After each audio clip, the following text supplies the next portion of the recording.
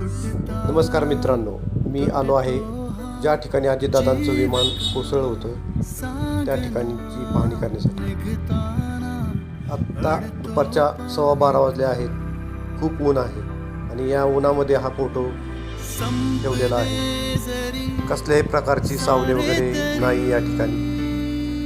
काही दिवसांनी पावसाळे दिवस चालू होतील तर या ठिकाणी काहीतरी चांगली सोय करून या ठिकाणी मंदिर बांधण्यात यावे. दादांच्या फोटोचे दर्शन घेऊन पुन्हा मी तिथून निघालो.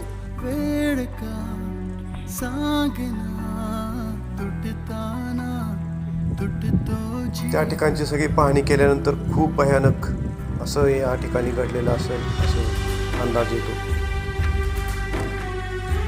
दादांचा फोटो पाहिला तरी बारामतीकरांना त्यांची खूप खूप आठवण येत असते. ज्यांनी या स्थळाला भेट दिली नाही त्यांनी अवश्य या ठिकाणी भेट द्यावी. चला, ओके, बाय, धन्यवाद.